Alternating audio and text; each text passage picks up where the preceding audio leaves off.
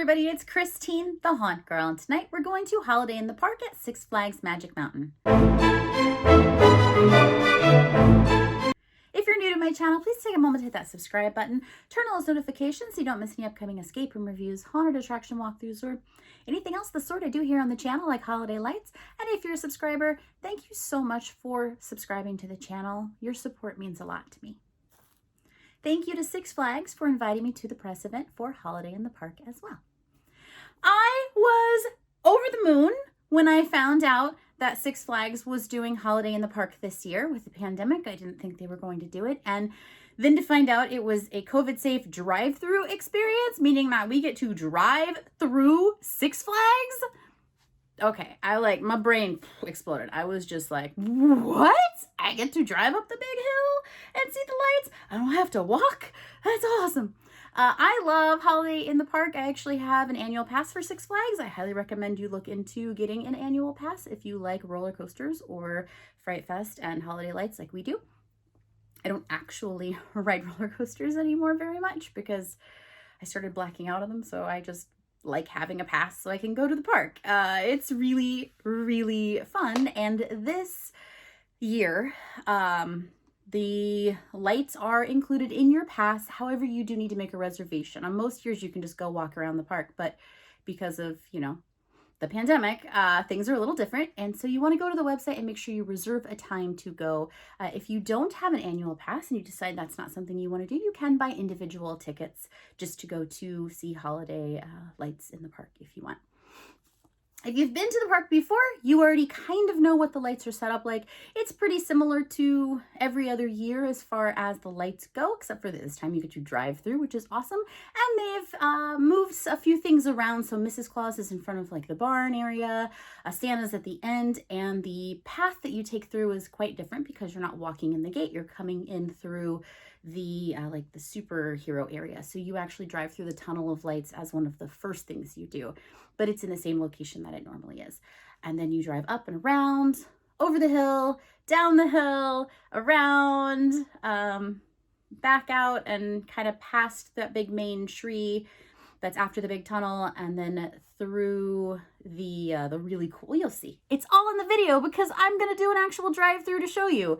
I already did it, but I'm talking about it like it's in the future because it's in the future for you. It's in the past for me. I went on the opening, and then we went again for Thanksgiving just for fun, so it was really cool. Jeremiah, my husband, drove the first time, and then I drove the second time so he could relax and watch.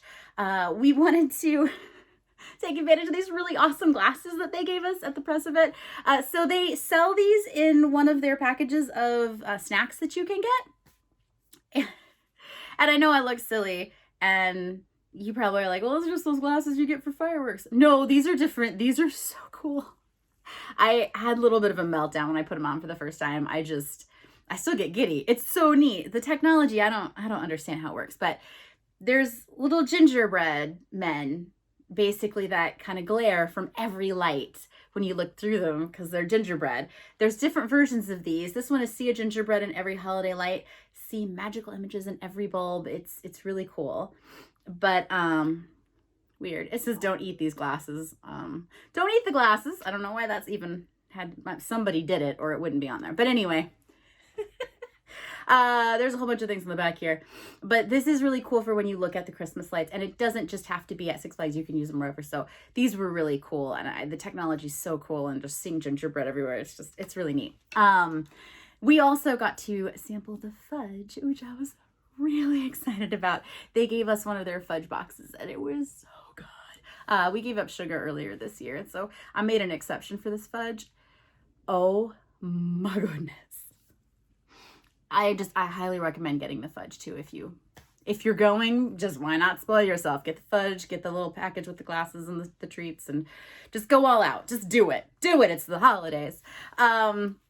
All right, so the lights are basically the same lights that they put up every year for holiday, which is really cool. There's this light show with music. You want to be able to roll your windows down, so take masks to wear. Everyone in the car will need a ticket. You only need one reservation per car. and you will all need to wear masks if you're going to roll your windows down. So make sure you bring your mask, roll your windows down, listen to the music, talk to the characters. One of my absolute favorite things about this event this year that made it stand out, actually there's two things. The first one is it was so well organized. Both times that I went, we went straight through with very few sort of paused moments. So you have to wait to kind of get in and scan your ticket. There was a small wait the first time I went before we got into the park, but it was very minimal. The second time I went, there was a small wait to get your ticket scanned like it would be normally, actually a little less than normal to get into the park. And then there was no wait. We went straight through, straight in, and you move the whole time. You don't really stop. I think we had to pause like 2 or 3 times. Luckily, we paused right in front of the stage. So we got to watch the dancers for like 30 seconds. I mean, like it was a very short pause. So it's a very smooth running event, which I just think is incredible. If you have kids, that's a really important thing. I don't have kids, but I know that I've been to events where I've seen kids and there's been a long wait to get in and the kids get restless. And so this, you just get to smoothly go through. It's really cool. The second thing that really made it stand out to me, and this was something that just, I can't speak highly enough of the staff. Everybody is so kind and excited and just thankful to be there, be working, that you're coming through, and just constantly like, you know, thank you for coming, happy holidays. Just it's so heartwarming to feel just that sense of community and being wanted and that gratefulness and just all of that like good holiday energy coming through as you're going through the park, which I don't know if people necessarily think about that with Six Flags. Like that's kind of something I think is more of like a trait that's commonly associated with Disney, for example. You're like, well, everyone's so kind and so nice and friendly, but the staff and the characters and everything just, they're so incredibly like awesome. And it just made me feel so happy. And I was just like waving everybody by the end. I was just like, oh, happy holidays, happy holidays. Like I was just like, it just brought that out in me too. So I just thought that was great. So just a huge compliment to Six Flags staff for their, just their joy. It was great. All right. I don't want to talk anymore because I've already talked for a long time. All right, let's go ahead, watch the drive-thru, see what you think, and hopefully you'll go check it out. I will put the link down in the description, and happy holidays.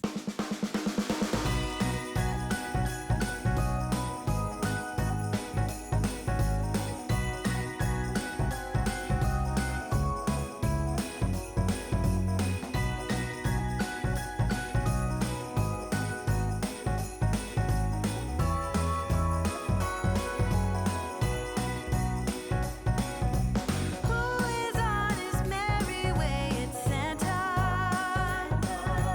Who wants